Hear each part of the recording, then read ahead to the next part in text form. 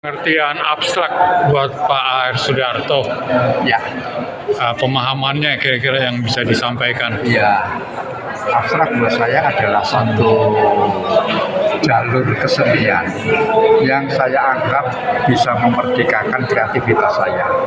Jadi saya kalau membuat karya abstrak itu rasanya bebas merdeka, apapun yang saya inginkan saya curahkan semuanya, tidak ada yang menghalang-halangi ya. Jadi seperti pengungkapan ekspresi yang luar biasa.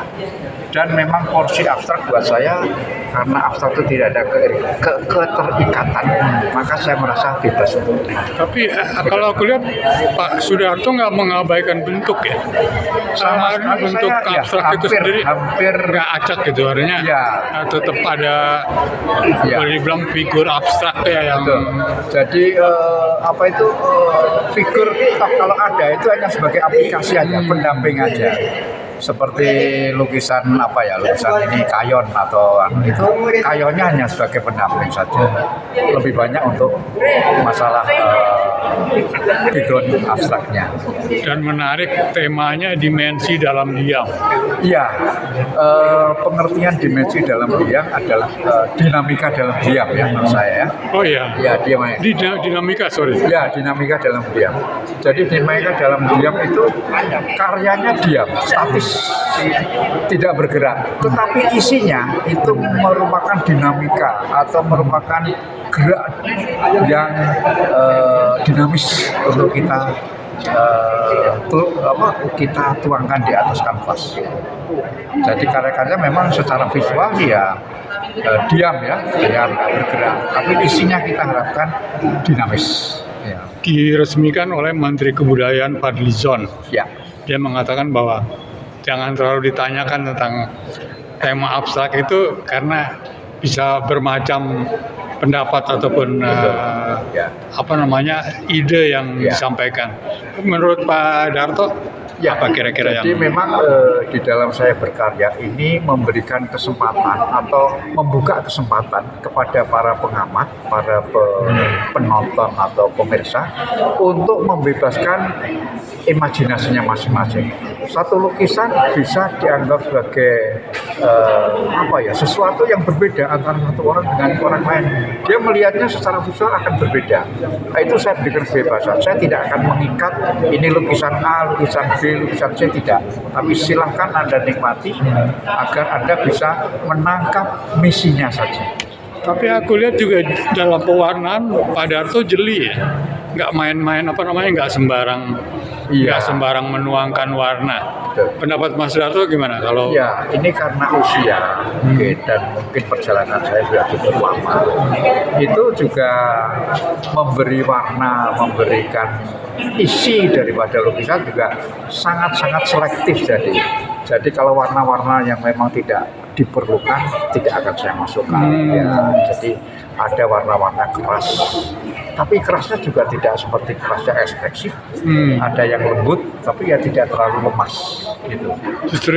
Justru itu aku melihat bahwa Pak Darto juga tidak mengabaikan penikmat remaja atau anak muda. Kira-kira tidak. Kita semua genre, semua ukuran bebas mengapresiasi. Ya. Jadi nggak ada maksud ke sana ya. Tidak ada. Terserah apa yang dilihat mata, visi dan pandangan tentang lukisannya. Tapi saya melihat abstrak yang dibuat Mas Darto tuh agak berbeda, boleh dibilang begitu nggak, Mas Darto? Berbeda dengan beberapa yang lain ataupun yang saya pernah lihat mungkin gitu tepatnya. Selama ini yang saya dengar dari beberapa para pengamat seni, khususnya yang di Bandung, karena belum lama ini, setahun yang lalu saya lama di Bandung dengan mirip-mirip ini. Mereka mengatakan setara testing ini belum ada orang. Ini kan bukan teknik sablon. Ini bukan. Betul. Ini tidak teknik. Ini teknik yang betul-betul manual.